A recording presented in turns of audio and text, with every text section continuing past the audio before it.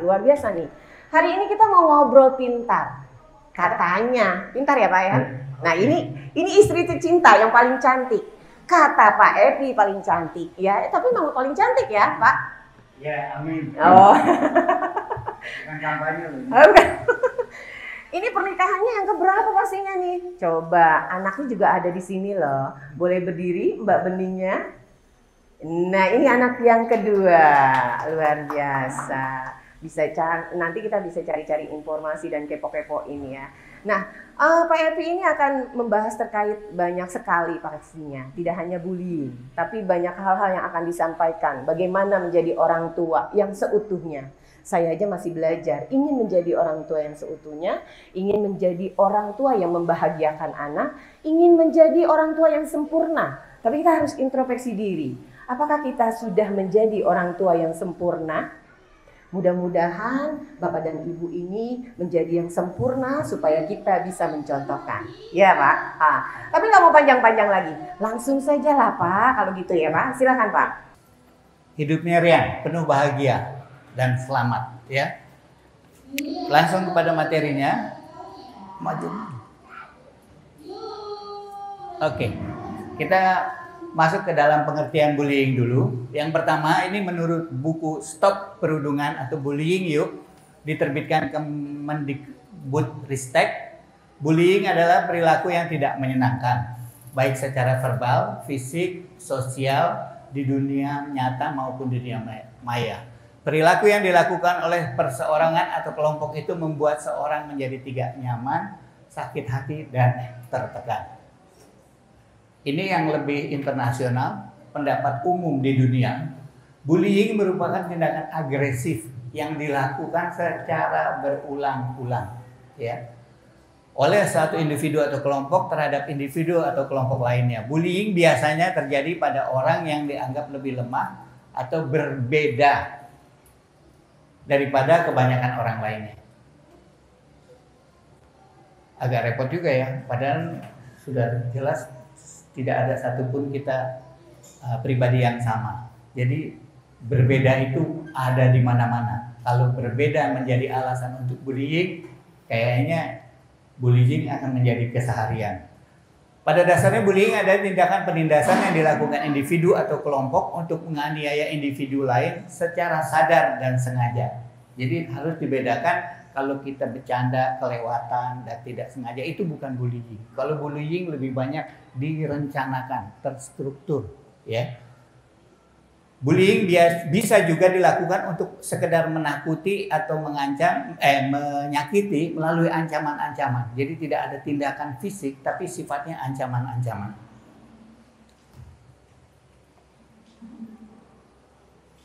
Sifat dan bentuk bullying ini mungkin kita sudah tahu ya, sifatnya itu merupakan gangguan kepada fisik, memukul, menampar, menendang, meludahi, menyerang dengan alat dan sebagainya.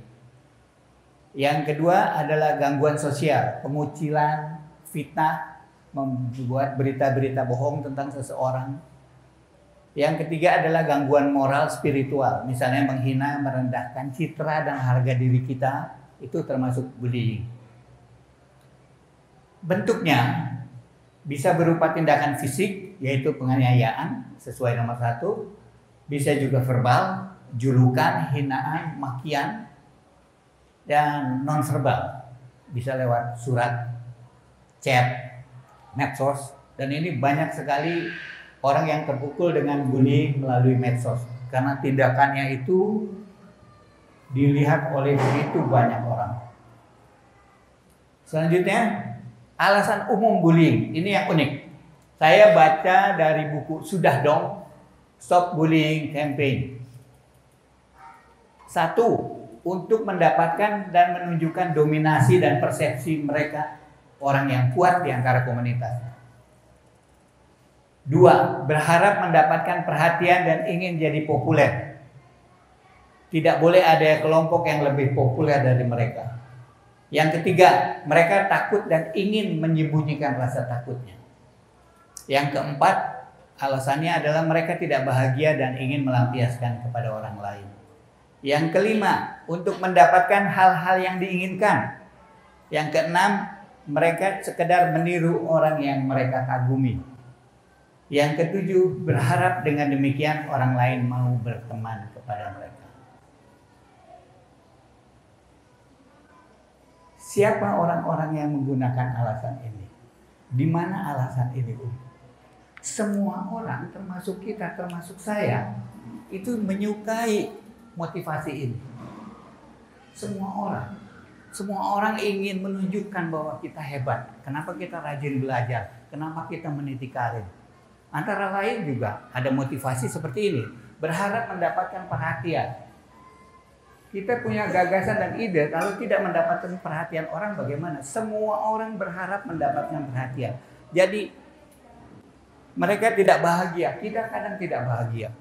Untuk mendapatkan hal-hal yang diinginkan, kita kadang punya hasrat dan keinginan. Semua orang mempunyai alasan. Jadi kalau ini merupakan satu-satunya alasan atau kelompok alasan untuk melakukan bullying, artinya setiap kita punya potensi untuk melakukan bullying. Kebanyakan orang tua yang saya tanyakan ketika berbicara soal bullying, yang dipikirkan adalah takut anaknya dibully. Tidak ada satupun yang berpikir takut anaknya membuli. Karena yang dibully tidak ada kalau tidak ada yang membuli. Jadi kita harus fair. Artinya apa? Proses bullying itu terjadi dari dua orang, dua kelompok, yang mana mereka sebelumnya adalah setara, atau secara fisik dan secara hubungan adalah setara. Kalau betul apa yang dikatakan Stop Bullying Campaign, ini buku rujukan Departemen Pendidikan. Seperti ini, saya pertama, Tunas Global berpendapat semua orang bisa jadi pembuli. Sepakat ya sampai di sini. Saya kasih loncat sedikit. Berdasarkan data Badan Statistik 2019-2021, kecelakaan lalu lintas menyentuh angka 100.000. Ini kejadian tahun 2021. Kita loncat sedikit. Faktor utama penyebab pelanggaran lalu lintas adalah minimnya pengetahuan soal aturan, marka dan rambu-rambu yang ada. Kurang kesadaran untuk mencari tahu. Kita tiap hari mondar-mandir, orang-orang ini bukan kita kali ya, orang lain. Mondar-mandir itu dia nggak tahu papan rambu-rambu itu apa. Papan perboden aja itu di bawahnya ada tulisan. Ada yang tulisannya putih, ada yang tulisannya merah. Itu artinya beda, nggak ada yang tahu. Ya Bu Ati kalau saya tanya semua rambu juga nggak tahu. Emang kita ada kecenderungan kurang teliti. Saya juga begitu, tidak semua. Kadang-kadang tertangkap polisi karena salah mengartikan rambu. Jadi kurangnya kesadaran untuk mencari tahu arti marka, rambu, peraturan lalu lintas yang berlaku membuat pelanggaran terus berlaku. Singkatkan, kecelakaan terjadi akibatnya kurang pengetahuan berlalu lintas dan perhatian kepada keselamatan berkendara. Hubungannya apa dengan bullying? Kurang lebih ini adalah analogi saya. Kecelakaan terjadi bisa pada orang yang sudah taat, yang sudah mematuhi rambu-rambu, yang sudah mempersiapkan pengetahuan untuk berkendara dengan baik. Tapi tetap aja bisa menimpa. Apalagi yang tidak tahu, itu potensi untuk kecelakaannya lebih besar. Bagaimana kita mengatasinya?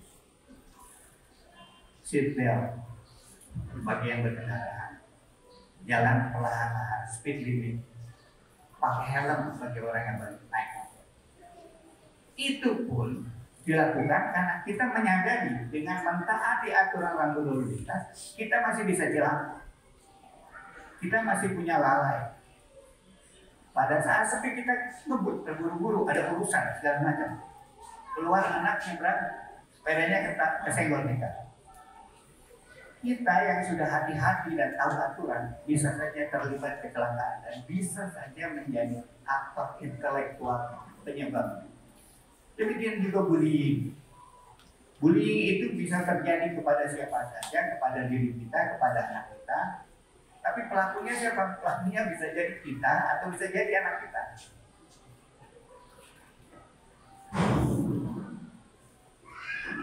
Satu-satunya upaya adalah kita mengurangi potensi pengaruh bullying kepada kita. Sama seperti berkendara, kita tidak pernah kapok berhenti untuk berlalu lintas. Bullying adalah lalu lintas pergaulan, lalu lintas sosial.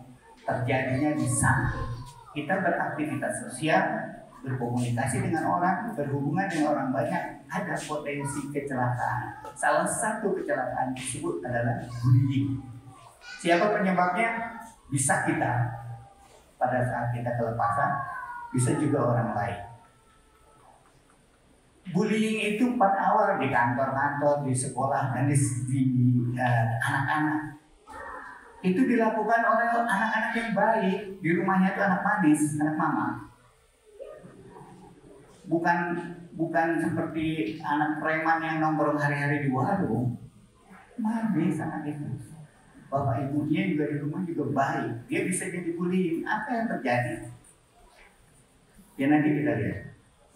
Akhirnya kita harus berpikir seimbang. Kalau kita mau bersih, ya kita tidak bisa woro-woro tiap hari ngurusin orang supaya jangan buang sampah. Mulailah dari diri kita menjaga kebersihan, mengingatkan orang-orang yang buang sampah. Bullying pun demikian. Jadi kita mempersiapkan diri, memahami apa yang termasuk dalam bullying, jaga-jaga jangan sampai kita ngebully orang. Jaga-jaga anak jangan sampai ngebully anak orang. Kalaupun terjadi, kita yang menjadi pihak, ya paling kita sudah pakai seatbelt, sudah pakai helm. Dampaknya kecuali mendewasakan tidak berakibat bahaya apa-apa. Itu saja. Apa seatbeltnya, apa helmnya, kita bisa lihat. Upaya kita untuk membuat tahan atau selamat dari bullying, juga menyelamatkan orang lain dari bullying, adalah kita harus memperkenalkan kepada anak-anak, mengingat pada diri kita bahwa manusia itu adalah unik. Ini saya judulnya dulu, nanti breakdownnya ya. Yang kedua, mengembangkan konsep diri yang positif. Konsep diri itu bukan harus dicari oleh orang dewasa. Anak dari usia 2 tahun, 3 tahun, 4 tahun harus memiliki konsep diri. Saya kasih contoh satu mengenai konsep diri. Anak mama baik ya, kalau dia tahu dirinya baik, maka itu adalah konsep diri dia. Anak mama berani, gagah, keren, itu konsep diri yang dibantu oleh mamanya. Ya, konsep diri banyak. Nanti ada citra diri, konsep diri lengkap di sana. Nanti kita jelaskan. Membangun kebiasaan budaya sosial yang baik. Kalau dalam sampah, membangun budaya kebersihan dan kesehatan yang baik. Bila sampah ikut nggak ada. Yang keempat, memilih dan memelihara lingkungan yang baik. Ini yang penting. Yang kelima, memiliki panutan atau idola yang tepat. Karena siapapun, saya pun, anak-anak itu tumbuh dengan idola. Ada keluarga yang syariah, itu idolanya adalah tokoh-tokoh agama, Rasul, Nabi, bahkan Tuhan adalah tokohnya. Nggak apa-apa, tapi dalam keseharian yang kasar mata dia bisa lihat orang tuanya, pamannya, kakaknya, juga bisa gurunya dan sebagainya. Dengan upaya ini kita bisa membangun percaya diri dan ketangguhan pada diri kita. Percaya diri karena kita mengetahui apa yang terjadi. Percaya diri itu menjadi lemah manakala kita tak menghadapi suatu situasi yang tidak kita ketahui. Goyah kita, grogi. Tapi kalau kita mengetahui apa yang terjadi, maka kita percaya diri, kita tahu cara menyelesaikannya. Kita tahu ini bisa sebentar, ini akan lama, ini perlu proses. Tapi kita percaya diri. Itulah yang disebut ketangguhan. Mengurangi potensi bullying nomor 1, mengenalkan keunikan manusia atau kebesaran Tuhan Yang Maha Esa. Kita kenalkan mereka khasanah etnis manusia, bahwa apanya suku. Nggak usah ngajar kayak sekarang. Melakukan ini dari umur 2 tahun sampai 7 tahun sampai 8 tahun sampai 10 tahun, panjang, tapi lakukan ini terus menerus. Suku, ras, dan budaya, keistimewaannya. Kalau ketemu ada tamu yang mohon maaf ya dari Indonesia Timur, bingung kan? Itu teman papa siapa tuh? Itu teman papa dari sini. Mereka urusannya ini. Mereka berbeda, memang berbeda orangnya gitu. Tapi dijelaskan tentang ras. Kalau kita buka-buka buku anak-anak ada kehidupan di Antartika, kita jelaskan ini siapa nih orang Eskimo nih, ras apa dia nih? Apa bedanya dia dengan kita? Apa kehebatannya dia? Apa keistimewaannya kita? Kekuatannya, akalnya, dan kecerdasannya. Orang Eskimo itu 24 jam hidup di atas es, tidur di dalam es. Hebat ya? Hebat ya? Kita kalah kita makan es. Kalau kita di sana setengah jam aja udah beku ya. Coba ada yang pegang es. Kalau dia 24 jam pegang es. Jadi manusia itu punya adaptasi. Satu hal yang harus disampaikan, dan ini sebetulnya sedikit miss atau kelupaan kita semua. Kita sering menceritakan anak-anak kita hebat, setuju ya? Itu untuk memberi rasa percaya diri. Tapi kita jarang membicarakan bahwa orang lain hebat. Kerendahan diri itu adalah pengakuan terhadap kehebatan orang lain. Ceritakan hebatnya orang Eskimo. Ceritakan hebatnya orang daerah timur. Ceritakan orang. Jadi anak jangan, ya dipuji boleh, dibangkitkan boleh, proporsional. Tapi yang terpenting adalah selalu tunjukkan kehebatan orang lain. Dengan begitu baru dia bisa rendah diri. Berlaku sopan orang tuanya sama tukang parkir. Terima kasih ya Pak, terima kasih Bu. Anak saya bilang itu kalau saya lupa terima kasih mau pom bensin sampai sekarang. Bu, terima kasih. Lupa diingat. Itu menghormati. Dari kecil itu menghormati, menghebatkan orang lain itu jauh lebih penting dari menghebatkan kita. Salah satu kehebatan kita yang terhebat adalah mampu menghebatkan orang lain. Sehingga dengan demikian kita punya penghargaan terhadap orang lain. Ceritakan etnis-etnis manusia. Ini ras dari mana, ini ras dari mana, ini kehebatannya apa, mereka tinggal di mana, mereka kemampuannya apa. Ceritakan. Mengenal keluarganya, ayah ibunya, kakaknya.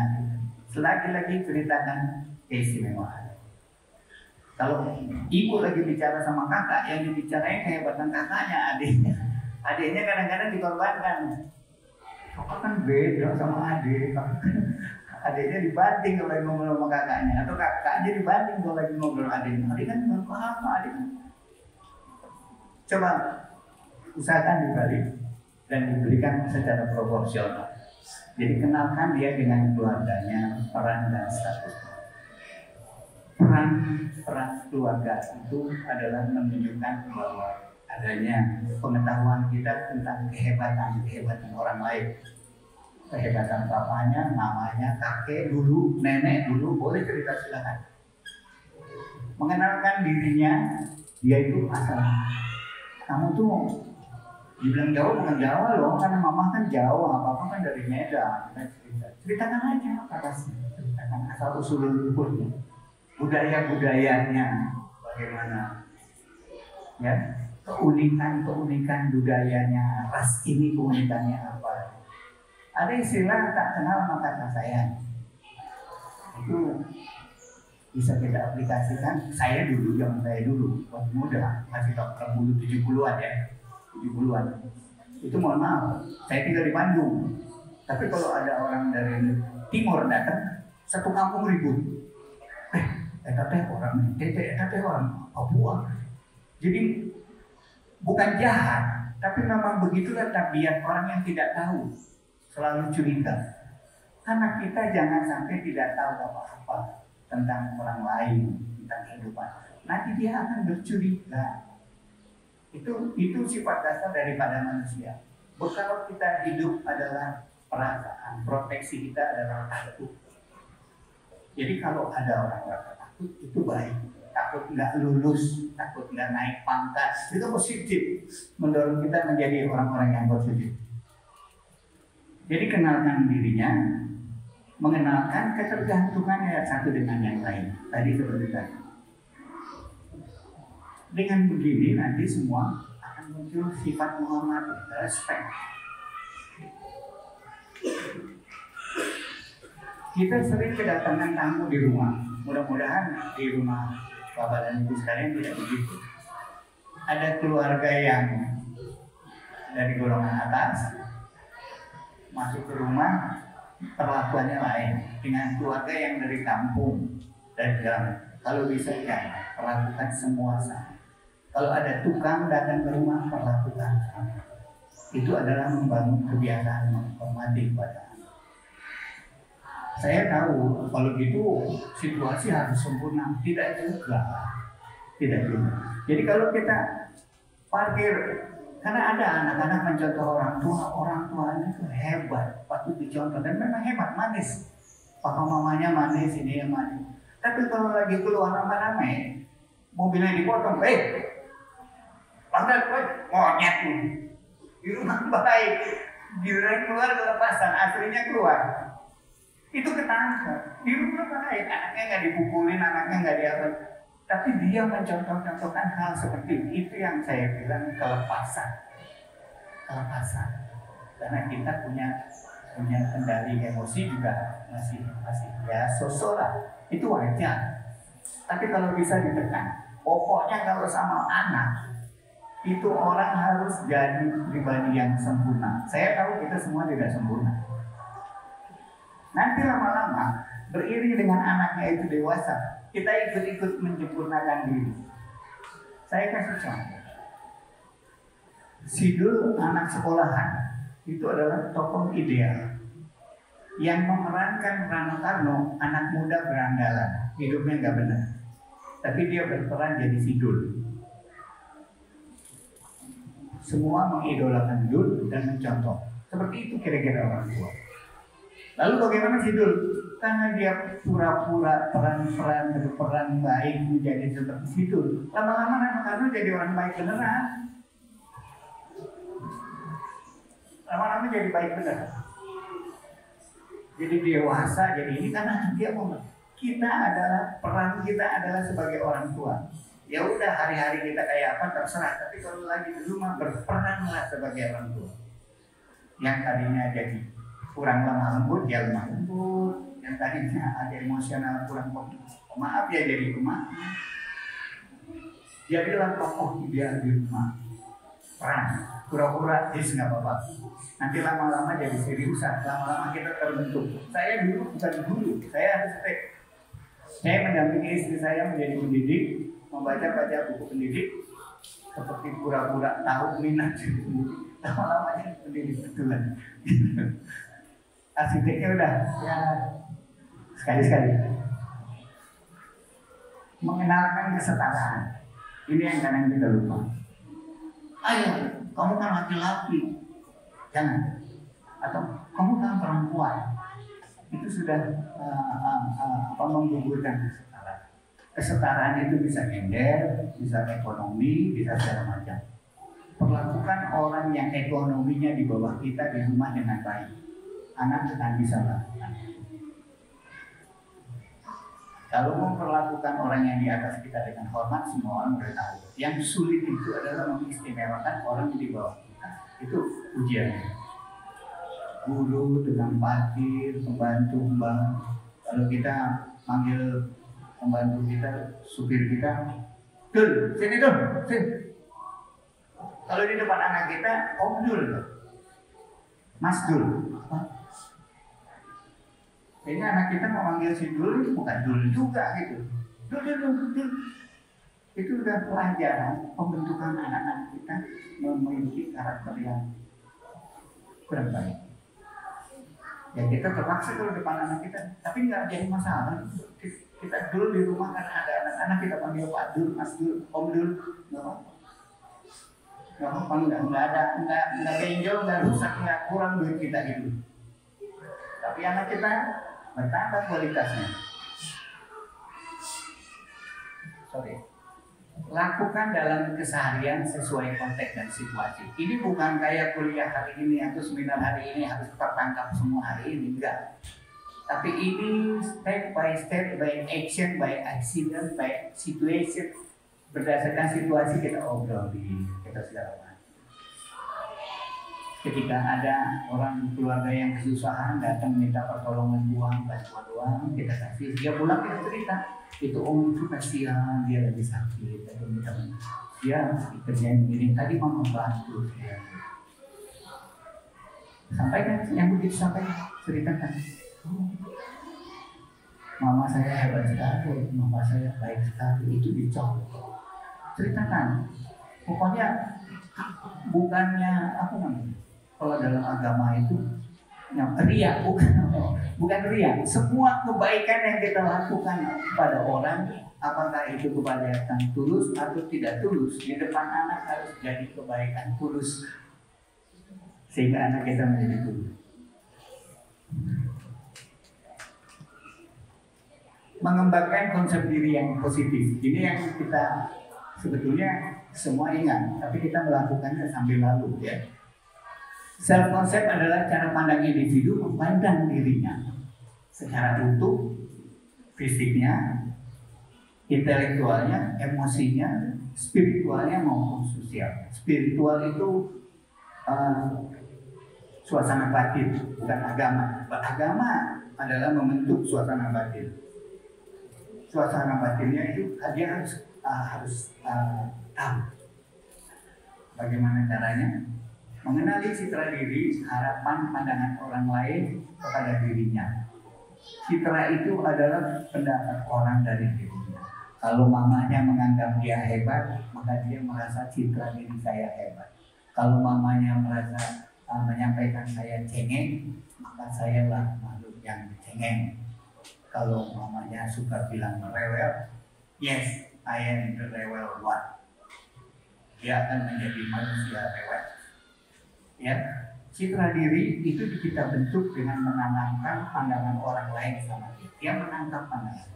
Citra saya gimana? Kira-kira, wah, kayak gitu. Kayaknya kalau ngomong mesti.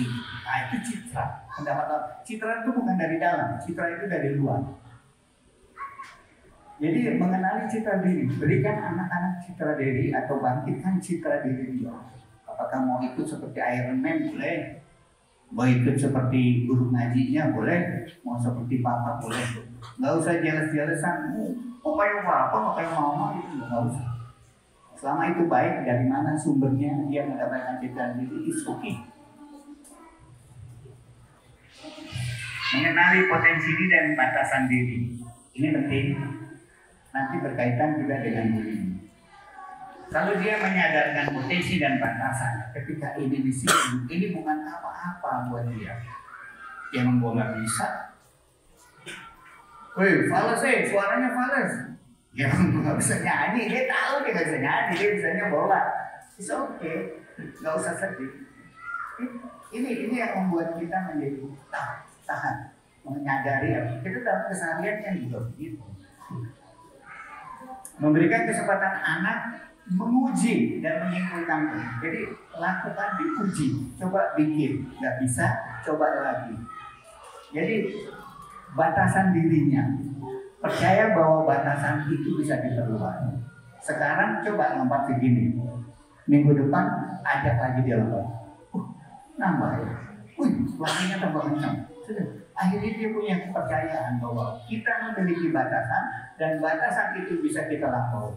Itu paling penting.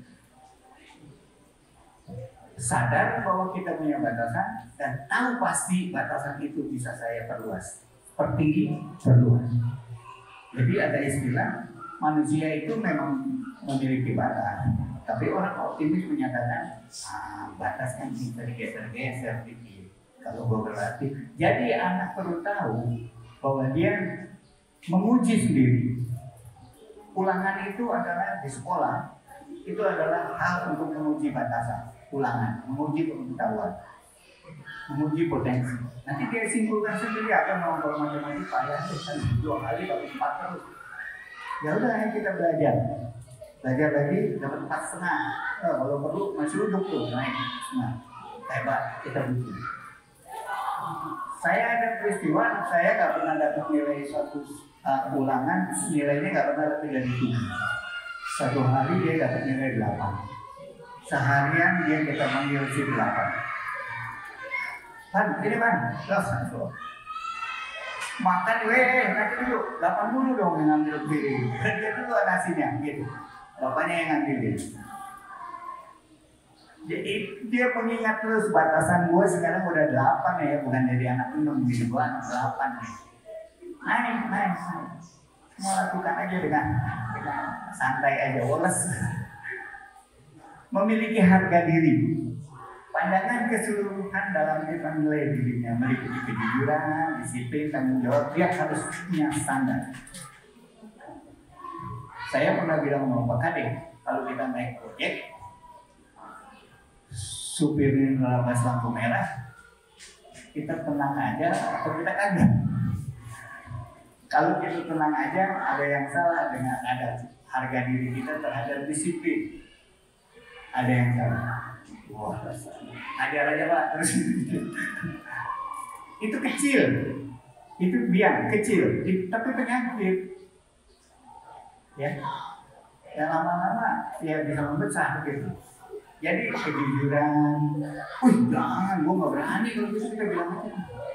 Itu kalau orang yang jujur dipaksa diajak nyolong itu tersinggung. Enggak, gue nggak mau lu, mau tanggung jawab.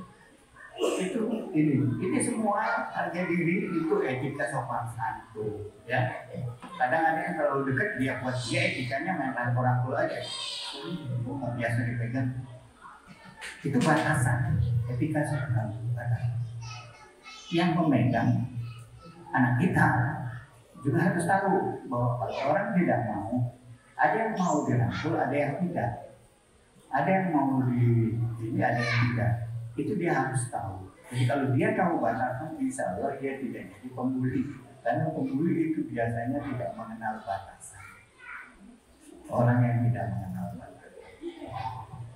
Kok bisa orang mengenal? Ada orang bisa tidak mengenal batasan pada saat nanti kita lanjutkan konsep diri yang ketika budaya sosial yang baik. Tadi ini adalah rambu-rambu sosial.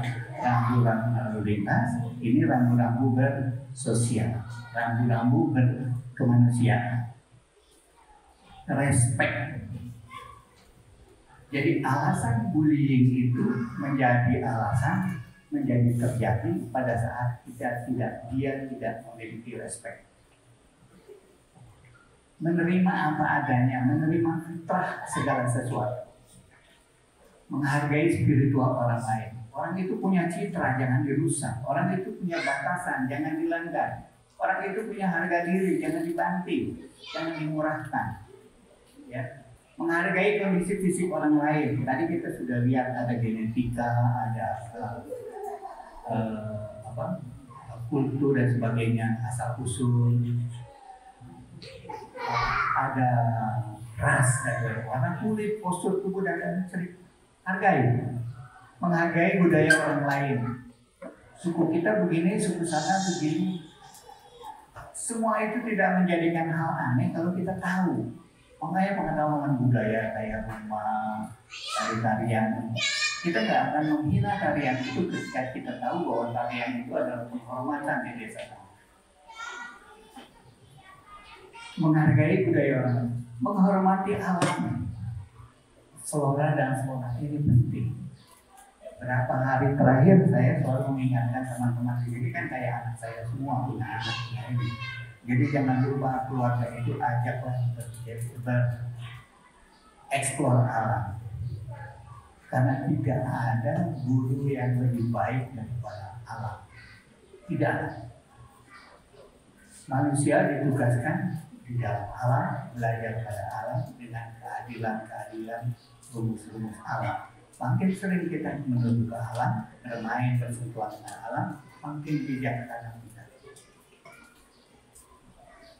Saya dulu rutin mudik pulang kampung, Jakarta Semarang, lewat kampung macet, masuk lewat tengah, Tomong, Sumedang. alamnya luar biasa. Di situ kita berdomain tentang alam. Lalu di kampung lagi ada 17-an rame, ada komedi putar, berhenti jajan cendolnya, nonton masyarakatnya dan sebagainya. Itu hiburan yang luar biasa. Itu adalah pelajaran yang luar biasa. Apakah perlu diarahkan? Ya mungkin perlu diarahkan. Tapi mereka umumnya nangkep, anak-anak itu nangkep budayanya. Mereka akan respect kepada orang desa, respect kepada orang kecil. Kalau dia mainnya di mall, kali ini dia berhenti, dia komedi putar. Berhenti turun main komedi, bentar. Dia main, ada makan cendol, habis itu terusin lagi. Itu mendekatkan dengan alam. Masyarakat desa adalah alam kehidupan mereka. Sawah adalah alam, hutan adalah alam. Di Indonesia ini satu-satunya mungkin, ya satu-satunya mungkin orang negara yang orang-orang tuanya berpendapat rumput itu kotor. Kalau di luar negeri begitu ada rumput orang dulu goler, tidur, piknik, tidur-tiduran. Karena kita memang jauh, jangan main di rumput kotor. Jangan main di kali kotor. Jadi kita memang terbiasa sebetulnya alamnya indah luar biasa, tapi kita sendiri terbiasa.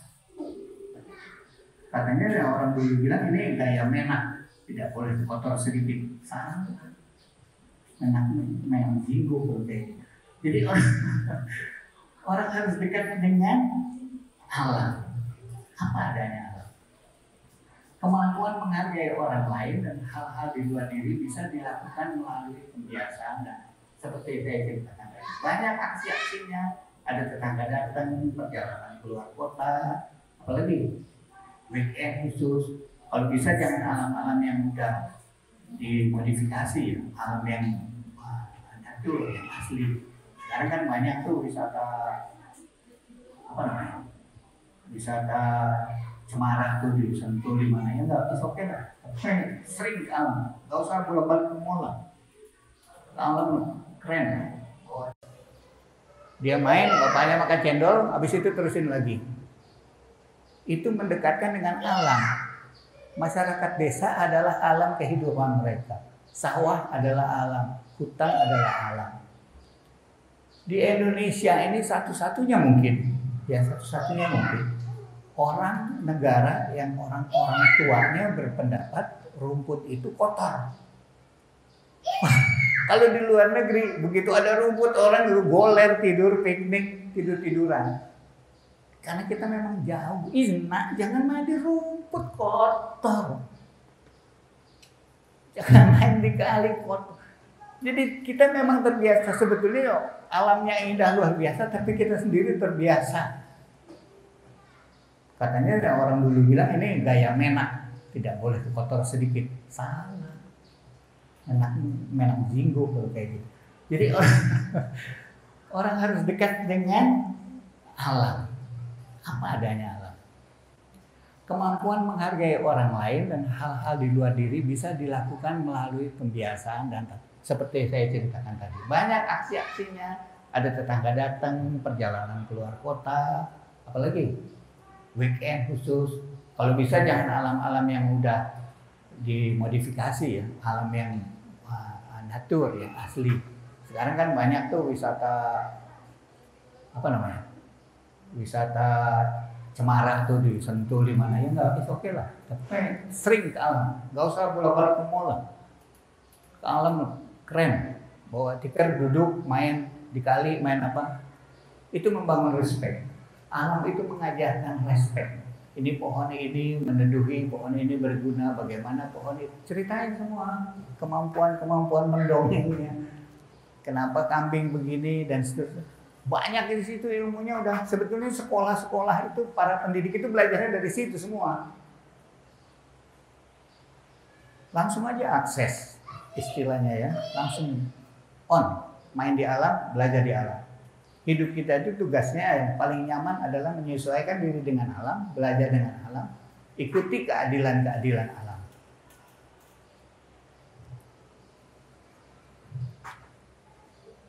Care, peduli, belas hati. Ini harus dicontohkan bagaimana menjaga, bagaimana kita dijaga, bagaimana kita merawat, bagaimana kita dirawat. Bagaimana kita menerima bantuan dari orang, bagaimana kita membantu orang. Di seluruh dunia ada dua hal yang menjadi perhatian Dewan PBB. Seluruh negara. Ini bukan ngarang, tapi coba ingat ya. Respect. Ini di dunia olahraga ada. Semua pemain sepak bola ada tulisannya respect. Kalau respect menghina ras, membuli pemain atau penonton, itu hukumannya berat. Satu stadion, satu tim bisa berhenti main, dihukum. Hukumannya berat. Jauh lebih berat daripada kita tackle pemain kakinya patah. Kalau kita tackle pemain kakinya patah, itu konsekuensi permainan, dikasih kartu merah karena kecerobohan. Tapi kalau rasis, tidak memberikan respect kepada orang, hukumannya semua yang ada di stadion, semua pemilik sepak bola, semua pemain sepak bola itu dihukum rata. Jadi respect itu adalah nomor 1. Nomor 2 adalah care. Coba pikirkan. Kalau respect dan care ini tumbuh dalam setiap orang, aman udah hidup kita. Nggak ada perselisihan. Perselisihan itu buang-buang energi, tidak ada peperangan dan sebagainya. Next. Nah, ini dia. Sulit terjadi. Tapi kita kalau di luar negeri mau ikut-ikutan tidur, di sini nggak mau. Saya nggak tahu deh, nanti direnungkan aja sendiri. Jadi bermainlah dengan taman, tidur-tiduran. Ini respect kepada alam, respect kepada keindahan. Kita merasa blessing mendapat sesuatu. Kita memberikan penghormatan kepada sesuatu. Ini pelajarannya dalam.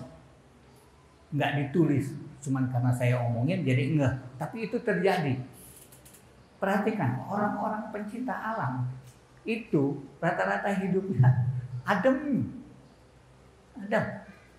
bijak, adem dan seterusnya. Itu pecinta alam.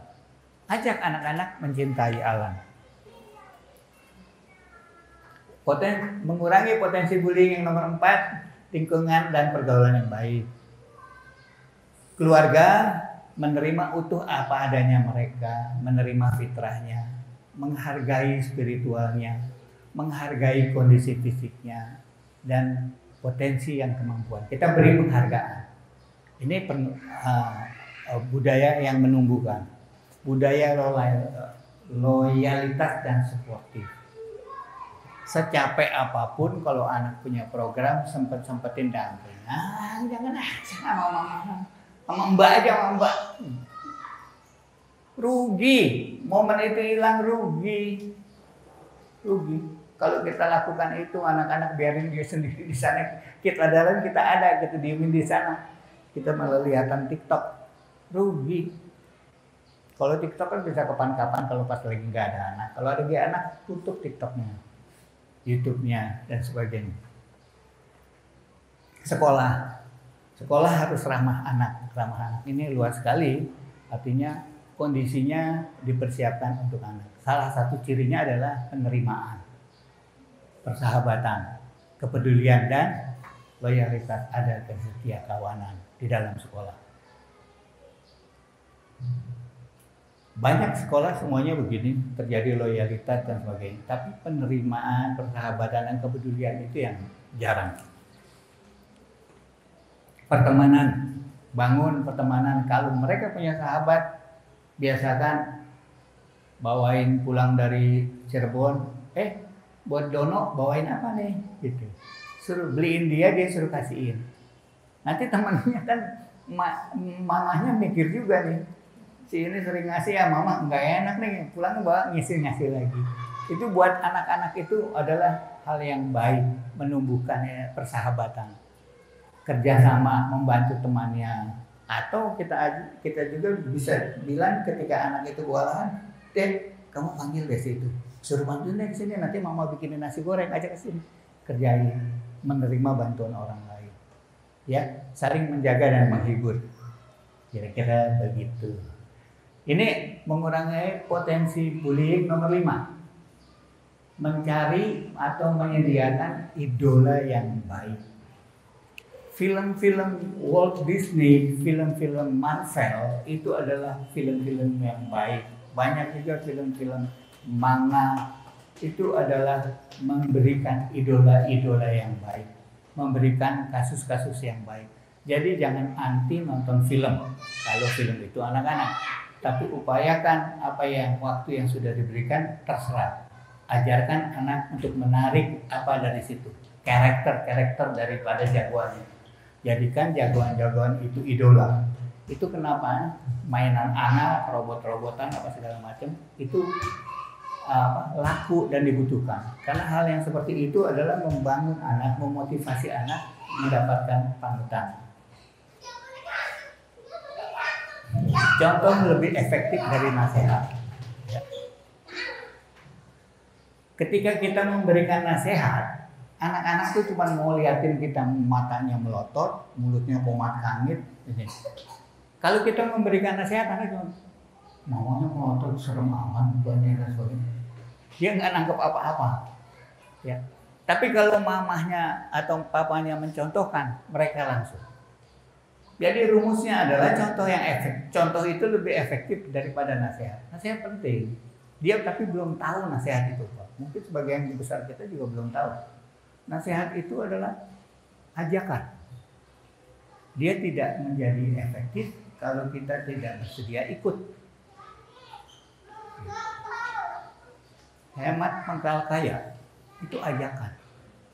Kalau lewat aja ya kita nggak jadi kaya-kaya. Tapi kalau kita perhatikan, oke, gue ikut, gue akan hemat dan kaya lah kita. Jadi semua nasihat itu ajakan. Nah, anak itu belum menangkap bahwa nasihat itu ajakan. Sedang yang dewasa aja belum. Tapi kalau dicontohin, bikin apapun kalau dicontohin, itu anak kita belum selesai udah bilang, aku aja. Enggak, dulu papa dulu, enggak, aku aja. Tunggu bagian panas-panasin aja sekalian. Ya. Dalam keluarga itu ada idola panutan yang baik. Bisa ayah, ibu, kakak, eyang, paman, bibi, keluarga, rukun pertemanan di tetangga. Di sekolah ada guru, teman, dan sahabat-sahabatnya. Di alam imajinatif, nah ini kadang-kadang efektif banget. Ya, efektif banget. Tapi ceritanya yang bagus, jangan kancil ngakalin orang mulu. Ya. Tokoh fiksi, superhero yang ditemui dalam dongeng, buku bacaan, film, game, dan lain-lain. Kakak bagus. Kalau perlu kita jadi tokoh antagonisnya, dia jadi jagoannya. Terserah. Pokoknya kita main di sini. Ini menyerang ke sini sifat-sifat baik, kepahlawanan, heroisme, dan sebagainya. Upaya tunas global. Tunas global itu menegakkan struktur respect, friendly, challenge, grow, dan fun. Ini 5 kultur ini wajib dipatuhi. Dimulai dari gurunya menyambut, gurunya menghargai anak-anak, dan segala macam. Buat orang luar kayaknya bilangnya itu dimanjakan, kita bilangnya respect. Artinya pemanjaan yang terukur, penghargaan yang terukur. Budaya menghargai, budaya bersahabat. Di kelas-kelas kita di besar di atas, kalau ada murid baru, ada yang namanya escort. Beberapa orang, tugasnya menemani anak baru selama 1 minggu.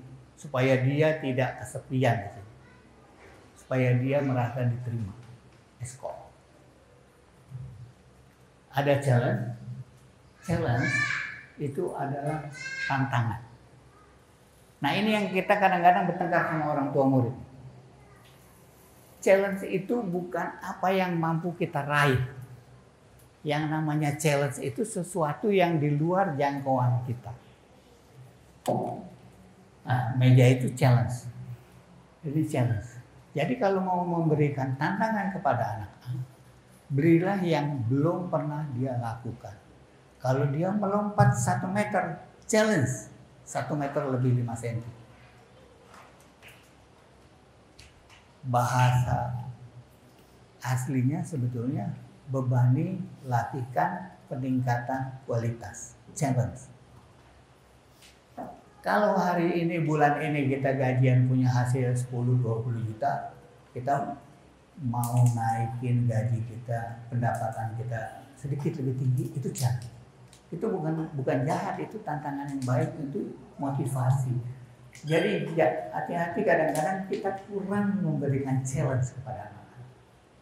Karena kalau challenge itu bisa dilihat kejam amat gitu. Fun. Jadi challenge itu fun. Makanan anak-anak. Coba kalau nggak percaya, berikan mereka game yang gampang. Cek. Ditinggal sama dia. Coba berikan mereka game yang 2-3 kali aja masih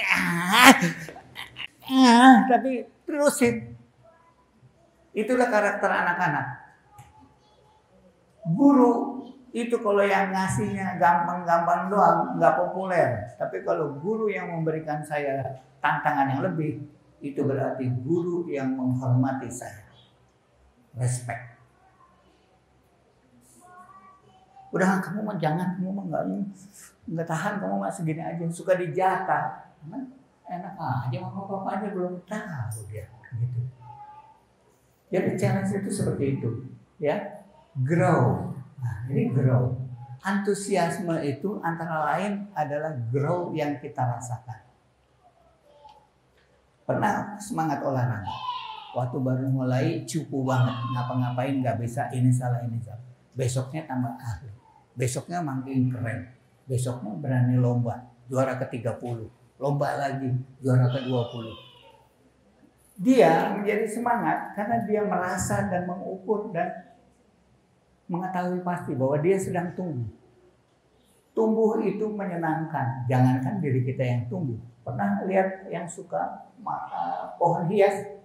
Oh, yang suka pohon hias itu dia menyaksikan pertumbuhan. Udah ada tunasnya nih, kemarin belum ada. Daunnya udah 3 sekarang. Senang, pertumbuhan itu candu. Jadi anak-anak harus diberikan kesempatan untuk mengenal pertumbuhan. Baru dia semangat. Wah, sekarang sama papa lawan 3-0. Besoknya, wah sekarang 2-0. Wah sekarang seri. Wih, papa kalah. Kalau begitu ceritanya, itu anak disuruh berhenti main juga nggak mau. Ya. Yang kedua, upaya Tunas Global adalah menyiapkan kebijakan anti-bullying, dibuat bersama siswa dan guru BK dengan masukan dari psikolog sekolah, orang tua dan alumni.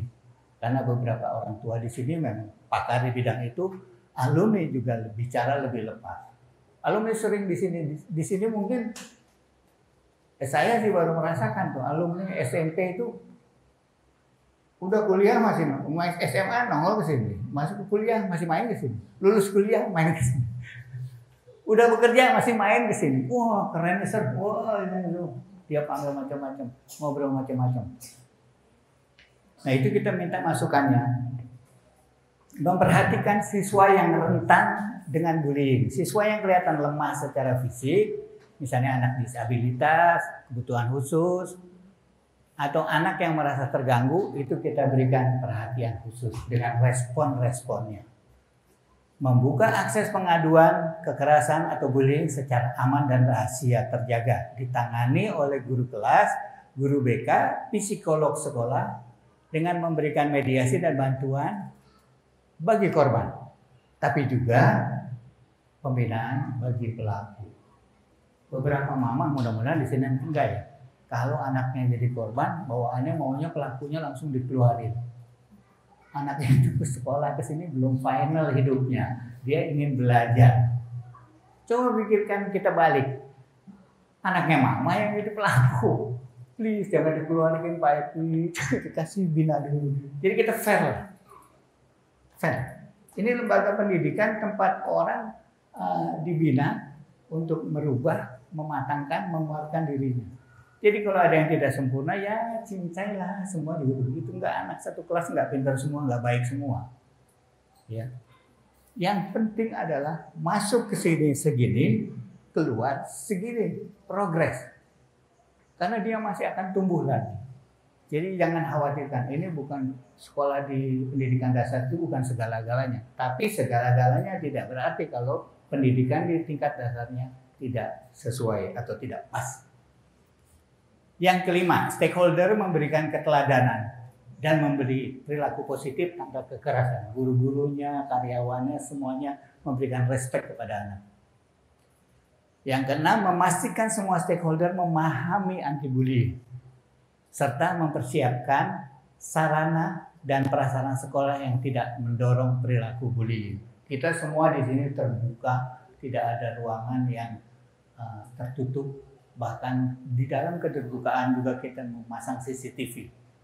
Jadi ini termasuk prasarana yang tidak memungkinkan atau memberi kesempatan terjadinya bullying. Pada akhirnya, sekolah yang menyenangkan, yang menggugah kegembiraan dan kebahagiaan adalah yang mampu membangkitkan antusiasme dan percaya diri peserta didiknya. Antusiasme adalah fondasi dari kekuatan, ketabahan, ketekunan seorang dalam menghadapi masalah dan tantangan. Bullying adalah masalah dan tantangan kita, seperti kecelakaan lalu lintas, seperti kecelakaan di dapur, seperti berbagai macam. Saya pernah gambarkan kepada orang tua, anak itu kalau main bola nggak kira-kira antusiasnya, becek-becekan bahasa-bahasaan, satu kali mukanya kena bola, berdarah, berlumpur. Apa yang terjadi oleh orang tua? Dua. Kalau orang tuanya yang kena, dia bilang ngamuk setengah mati. Kalau orang tuanya yang mengenakan, ya namanya juga anak-anak.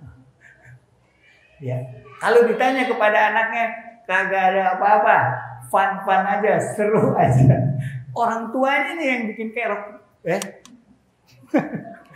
anaknya sih asik-asik aja. Sekolah terganggu gara-gara orang tua ini berantem orang tuanya.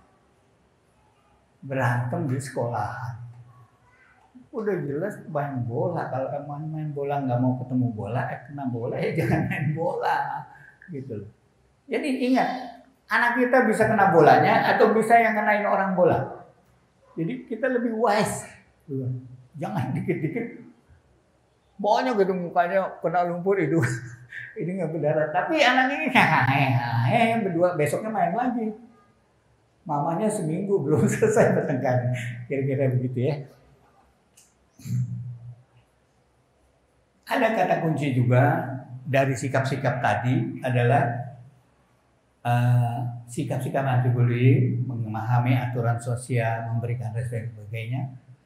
Dia akan menjadi happy person, ya. Dimiliki mereka yang memiliki kontrol diri, mampu mengendalikan rasa mood, nggak gampang marah, nggak gampang sedih, kan? Karena dia paham, bijak. Suka lihat anak kecil juga dibilang, ini anak kayak udah dewasa. Nah itu anak yang sudah mendapatkan kebijakan. Bukan karena terlalu, emang harusnya begitu. Kedewasaan itu melekat pada manusia sejak dia kecil sampai dia tua. Kedewasaan itu jangan nunggu tua baru dewasa, telat. Ya. Fokus dan percaya kepada kemampuan hebat, menjadi pribadi tidak tergoyahkan. Ya. Berkemampuan mengendalikan marah, kesedihan dan ketakutan. Bijaksana dan tidak berlebihan atas kemenangan dan kegembiraan. Budaya sosial yang kurang atau EQ rendah, ini dampaknya.